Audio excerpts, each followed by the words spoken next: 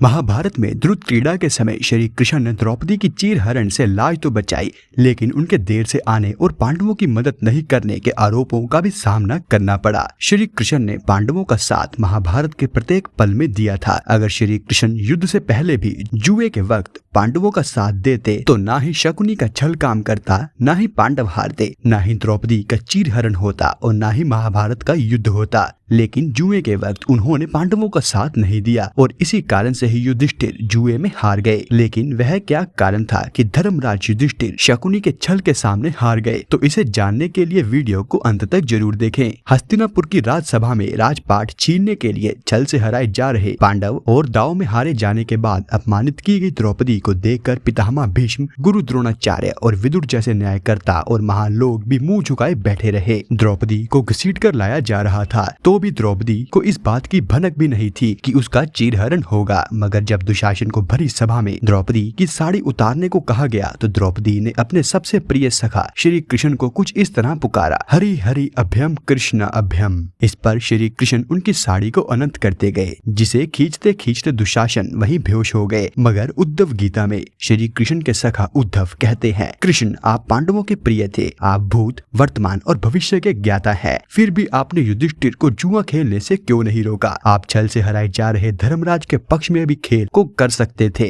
फिर भी आपने यह नहीं किया। जब उन्होंने भाइयों को दांव पर लगाना शुरू किया तो भी आप सभा में पहुंच सकते थे, लेकिन ऐसा क्यों नहीं किया? द्रौपदी का शील साड़ी उतारे जाने के बाद कैसे बचा? आपने क्या बचाया? इतने बड़े संकट में भी अपनों की सहायता नहीं की, क्या यही आपका धर्म है? मुस्कुराते हुए श्री कृष्ण ने उद्धव से कहा, सृष्टि का यही नियम है कि हमेशा विवेकहीन ही जीता है। द्रुत क्रीड़ा के वक्त दुर्योधन के पास विवेक था, धर्मराज के पास नहीं था, इसलिए वह हार गए। दुर्योधन के पास जुआ खेलने के लिए पैसा धन तो बहुत था, लेकिन पासों का ज्ञान नहीं था। उसने विवेक का इस्तेमाल किया और अपनी ओर से मामा शकुनी को खिलाया। धर्मराज भी ऐसा ही कर सकते थे। वह दुर्योधन के सामने प्रस्ताव रख सकते थे कि उसकी तरफ से मैं यानी श्री कृष्ण खेलूंगा। अब विचार करो कि शकुनी और मैं खेलते तो कौन जीतता? पासे के अंक कौरवों के अनुसार आते या मेरे अनुसार? इतना ही नहीं, उन्होंने विवेक और शून्यता से भरी एक और गलती भी की। उन्होंने मुझसे प्रार्थना की कि मैं तब तक सभा कक्ष में ना आऊं जब तक मुझे बुलाया ना जाए। दरअसल वह अपने दुर्भाग्य का खेल मुझसे छुपाकर खेलना चाहते थे। वह यह बिल्कुल नहीं चाहते थे कि मुझे मालूम पड़े कि वह जुआ खेल रहे हैं। मुझे सभा कक्ष में आने की अनुमति भी नहीं थी, फिर भी मैं बाहर ही इंतजार करता रहा। भीम,